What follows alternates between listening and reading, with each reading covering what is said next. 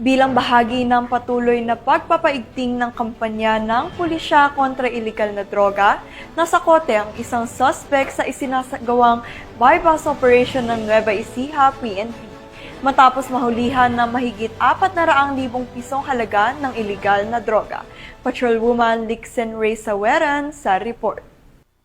Aresto ang isang high-value individual sa isinagawang bypass operation ng Zaragoza Municipal Police Station Drug Enforcement Unit, PIDEA Nueva Ecija at Provincial Police Drug Enforcement Unit ng Nueva Ecija Police Provincial Office sa Barangay Santo Rosario, Yang, Zaragoza, Nueva Ecija. Kinilala ni Police Colonel Ferdinand D. Hermino, Provincial Director ng Nueva Ecija PPO, ang suspect na si alias Bong, 52 anyos na lalaki, walang asawa at residente ng Barangay Mountain View, Mariveles, Bataan. Nakumpirma ang bentahan ng iligal na droga matapos makabili ang isang PNP posture buyer ng isang sachet ng inihinalang shabu kapalit ng 3,000 pesos. Sa isinagawang protective search, na-recover mula sa suspect ang karagdagang 2 sachet ng inihinalang shabu, marked money at isang kulay itim na touchscreen cellphone.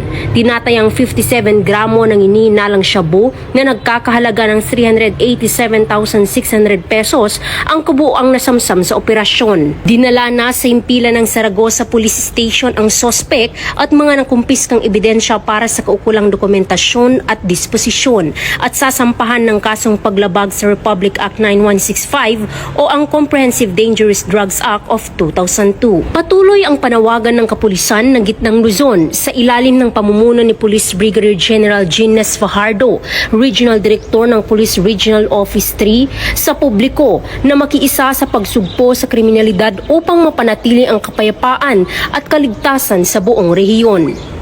Mula dito sa Gitnang Luzon, ako ang inyong PNN correspondent, Patrolwoman Lixen Ray Saweran, alagad ng batas, tagataguyod ng Balitang Pulis.